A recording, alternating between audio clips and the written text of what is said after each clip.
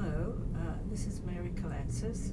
I'm speaking to you from my office in Urbana-Champaign at the University of Illinois, a long way from where you all are, but we come together to commemorate our friend and colleague, Gunther Kress. Our lives became entangled professionally and in terms of our families over many decades. But I'm going to make three points about his legacy in our lives, Bill's and my own, and our work. The first is that way back then, when we were working in Sydney, Australia, which of course was a crucible for him and for us, for the ideas and practices that we then developed beyond Australia. But the one issue that was sort of floating around at the time that bonded us was this characterization of those linguists who were working in the Sydney scene as soft and hard linguists. Gunther used to kind of smile at this characterization, and he accepted the mantle of a soft linguist, as we did. And we did so because it meant that we put at the center of our focus and what we did people in all their complex manifestations and all their aspirations, rather than focusing on rigid patterns of meaning making or typologies of grammars. That wasn't our focus at the time. So that role was that orientation to our work was something that was a thread for us for the whole of the time that we worked together. And I want to quote something he said to me, just to kind of reinforce that point. We were talking recently about how terrible things were becoming in America, in Australia, in the UK, in terms of education and other issues. And he said, as you'll see, he said it's going to get worse. It's going to get a lot worse. But he said, I think the idea of focusing on interesting projects is the right thing to do. The world, he said, still needs ideas that make a difference in a positive direction. If we did not believe that, he asked, what would we do? And then he finishes by saying, I hope we can catch up again and talk about those things that we have to put right. His whole life he struggled with that idea that you had to put things right. You had to make sure that the outcomes were positive for individuals that you were engaging with as an academic, as a theorist, and in your personal life as well. So that's the first issue that cemented our collaboration and our friendship. The second one was the issue of identity. At that time in Australia, ideas of multiculturalism, inclusive sociality, Indigenous people's rights and issues of justice were in the air, and we were all struggling to address those issues and to hopefully shape a nation that was prepared for a different kind of future than its past. And we knew that identity, for us as academics, for our students, for our politicians, for practitioners, mattered. It mattered in terms of the way it acted on agency, the way it motivated people to act or not act. It mattered in terms of the choices that they made to make meaning or to make any other kind of decision. So I'm going to quote again from something he wrote to me, and he said, I'm wondering what I should do now with the last years of my life, with this last phase. Write more, and why? And you can see he's capitalized the why, not write and what. So it was why are we doing what we do? This really mattered to him.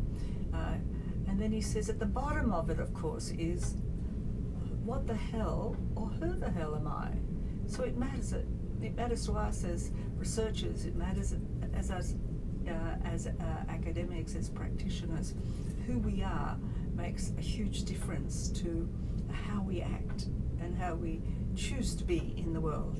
And he goes on, it has a lot to do with origins, food, music, landscapes, the sound of a language and the effect that comes with that. And he was reminiscing about a concert that he'd gone to in Salzburg where they played Haydn and Beethoven and Schubert in that order, and how it represented an 80-year period and the traditions that were built during that 80 years and the transformations that occurred. And he says, he finishes this little thought off by saying, I'm very happy and very proud to be European for all the terrible things, for all the disasters, all the horrors. Something has been built that is of significance. Now, these comments aren't nationalistic comments. They're not comments about inclusion and exclusion. They're about respect and responsibility, about knowing the role that identity plays in meaning making, and in particular in the enactment of meaning through different modes and different forms.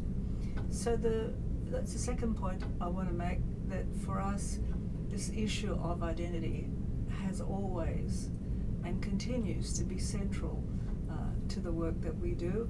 The issue of transformation, of justice, of why you do what you do, continues to motivate and influence us. And lastly, I want to say that Gunther said from the beginning, and this shaped us as much as it shaped him, he argued that academics tend to do critique. That's what they do.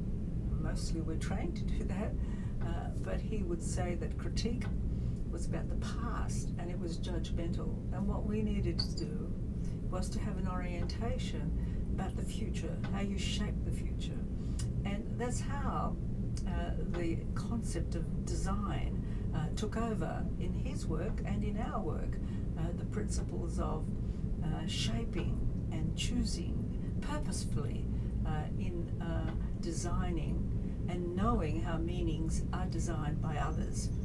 That became really important and influenced the work we did with him and Jim Martin in and Mary Mackin in the Disadvantaged Schools program, where we were working with genre theories of learning. It also influenced the Literacy Education Research Network that we put together with Gunther and Jim Martin in order to intervene politically. Gunther always understood the responsibility of the academic as an agent of change to understand the political environment and to engage with it.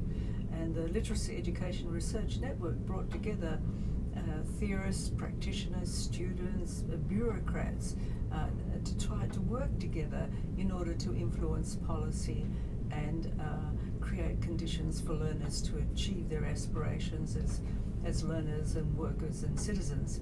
And finally, the New London Group and the work we did around multiliteracies, we came together there to do something significant, not to advance our careers or our CVs. We left our reputations at the door, took on the title of the New London Group, and tried to imagine how you would design social futures that really enabled learners to perform to their potential, to perform in ways that met social and private needs, and to do so in ways that were meaningful and satisfying.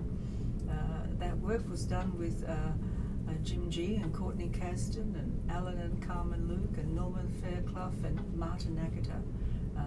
But it was, again, about a way of working and the why of working, that we commit ourselves to understanding that meaning and life are tightly intertwined, and you cannot separate out meaning or language or literacy as as if it's something abstract and separate from that. Gunther had a very big heart. He loved many and loved what he was doing. He's gone too soon from us, but he left much in us and through us, and I'm grateful for that.